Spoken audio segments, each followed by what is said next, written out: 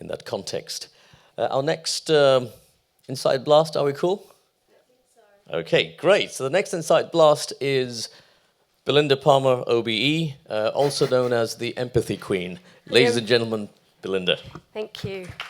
I quite like being introduced as the Empathy Queen. It doesn't get much better than that, does it? Thank you so much, Lofty, and I'm so happy to be here at such an important conference, talking about tolerance and conflict and something that is very close to my heart, empathy. And I have been thinking a lot about empathy in the UK, in the Brexit era, and dare I say it, the Trump era. And the lack of empathy is shocking. It really is quite shocking. And I think never, going back to Peter's point, never has there been a more important time. Can you hear me okay? Yeah. Where's it going? I've got the tiniest ears in the world. They really are tiny. Okay, is that better? Okay. It's kind of, gosh, I feel like Janet Jackson. Okay, I won't do any dancing, I promise. Maybe I should just have the handheld mic. Can you hear me okay? Okay, so never, I think, has there been a more important time to talk about empathy. And actually, Brendan Cox, so the husband of Joe Cox, the murdered MP, he said this week that with acts of hatred, we must fight acts of hatred with an outpouring of love. And Obama said that the empathy deficit is more important than the federal deficit. So I run a company called the Empathy Business. It's a consultancy. So we go into big companies, so Barclays, Lexus, Toyota, Samsung, and we make them more purposeful, more egalitarian, and more empathic. And we do that by looking at their language. We've talked a lot about language this morning, their processes, their culture, and their customer experience. I've got the clicker, thank you. And we define empathy. Oh, point of the laptop. Women in technology. We define empathy in the business context as understanding your emotional.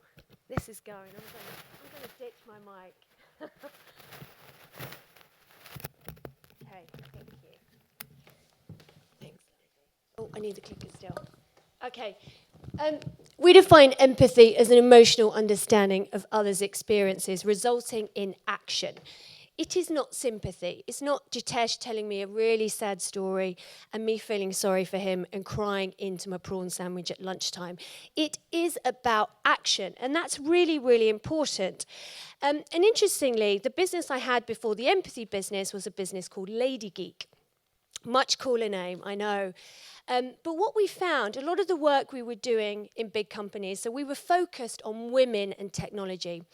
And what was interesting about that, it was we were getting more women into tech organizations and also getting more female customers. But what we found was actually the differentiating factor wasn't gender, it was empathy. We were improving the lives of the people who worked in the company. That was men and women's lives. So that was really, really important. I guess you might be thinking, why now? You know, is empathy just another buzzword? We had emotional intelligence in the 80s. We had authenticity a few years ago. What's changed? Any ideas? What are the two things that have changed that really have transformed society? Obviously, there's the political landscape. But other than that, any ideas? The internet and something else. Millennials.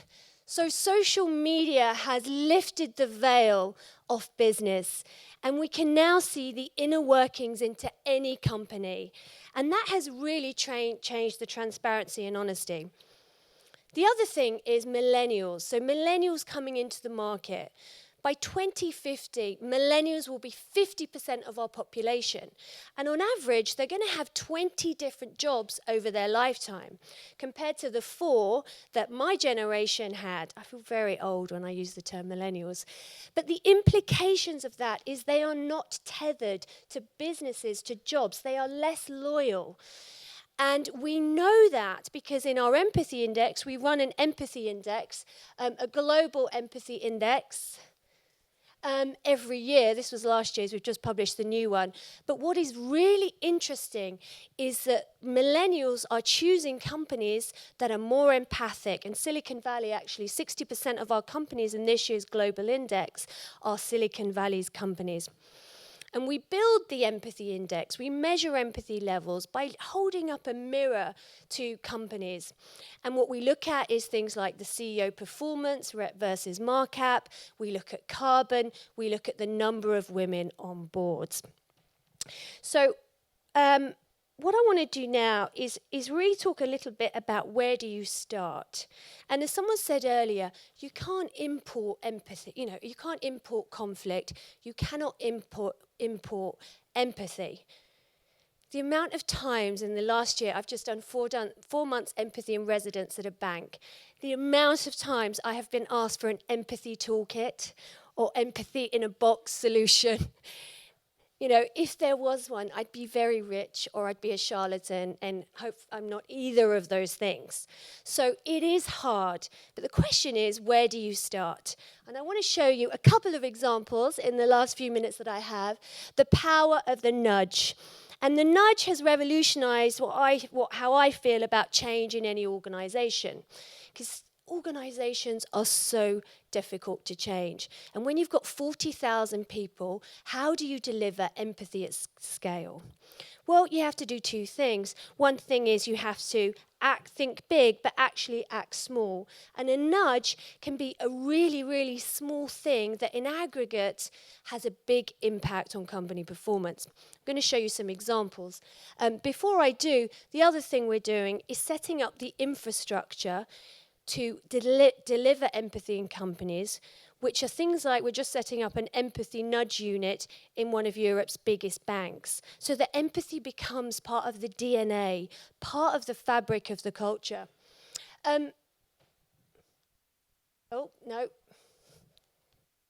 I will get the hang of the technology. Okay, imagine you've just gone overdrawn. It's not a great feeling. You feel like you're out of control. This used to be the text message you would get from your bank. Your overdraft at account name is overdrawn. To avoid possible overdraft fees of amount X, please transfer sufficient monies. Now, just by changing the language, initial signs are we are recovering more funds for the bank. We've changed the text message that customer receives to, "Hi, John, we're sure it's an oversight, but you've gone overdrawn. We don't want you to pay more fees, so can you put money in by 6:30? So just by changing the language and the tone, we can improve the empathy levels for customers. Another example is soap. So this is an environmental nudge. You might be thinking, what has soap got to do with empathy? Well, with the bank, what we found was that there was a really big deficit. The empathy was being eroded between head office and the people on the front line. And the biggest symbol of inequality was actually that the people in head office had nicer soap. And it may sound funny, but you know what? Actually, it's incredibly important. And these small things, they may sound small. They are not insignificant. These small things sent a signal that head office was way superior. Another example for a car company was a car company came to us and said, am I running out of time, Lofty? Okay, a car company came to us and said the empathy deficits within our people. And actually it wasn't. A lot of it was in the environment. And interestingly, the uniform. This is Paul. So Paul works at a dealership. And what was interesting here is the lack of empathy was from his tie. Because basically, if you don't feel great as a customer and you walk into a car dealership, the tie says, I'm going to sell you something. Now, just the simple act, the tie wasn't as cool as yours, Nave. Just the simple act of removing the tie actually increased staff loyalty. We did it with 10 other empathy nudges. Sales went up by 23%. Another one of the nudges was the way they dressed the cars in the showroom. So on the left, you can't really see, but it says things like the winter car kit. Now, if I'm buying a £27,000 car, I'm not thinking about my winter car kit. I'm thinking about all the adventures I'm going to have with my family. Now, realistically, they're not going to be, they're probably screaming, my kids are screaming in the back, but I want to be thinking about the aspirations. So even by dressing the car boot, which costs nothing, more empathy was delivered to the customer. Highgate Wood School, we work with Highgate Wood School. One of the things we did before a robotics or coding lesson, the girls often feel quite apprehensive about the lesson because technology is so gendered. What we did was we changed, and I don't want to imply that Nelson Mandela is unempathic here, because that's not the, but what we did was we put amazing women and amazing quotes, and what that did before the coding lesson was gave girls the permission to succeed. Just a screensaver, it cost nothing. Another example for a food company in the States, they were having real problems with the meeting culture. Anyone here spend all their day in meetings? We tracked, only one person spends all their day in meetings. God, that's good. We tracked over a week. We got all the admins to look at how many people were in a meeting, how much time was spent in the meeting, presented it to the CEO, and what he said was, my people have no time to actually do the work. So again, what we did here, and it's really interesting when you look at metrics in a company, not to measure the traditional metrics. One of the key metrics that we've found is most indicative of a disempowered culture is the number of blind copies on email per person per week. It is a really good indicator, as is the time spent on company politics. All these things destroy empathy and empowerment levels. So what we did, the solution there, going back, was 15-minute stand-up meetings, which actually gave people 45 minutes to prepare. Okay, the last one I'm going to share is the importance of language, which has been a golden thread throughout today.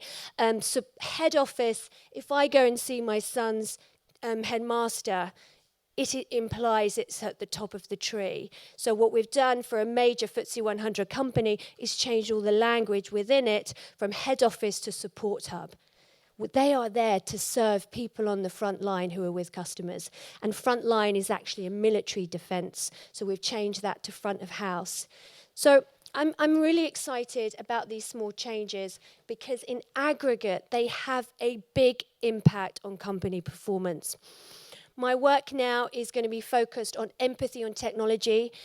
Technology was promised to democratize, and in many ways, it is enhancing empathy through virtual reality. I can now feel your pain. I can experience your pain. But actually, on the other hand, it has caused a lot of homophily, a tendency of the same. We've heard the word echo chambers, and what we're seeing is actually technology is just reinforcing our own prejudices and validating what we already think we know. So that's my focus. If you'd like to be involved in empathy and technology, come find me. I really do need your help making the world a more empathic place. So thank you.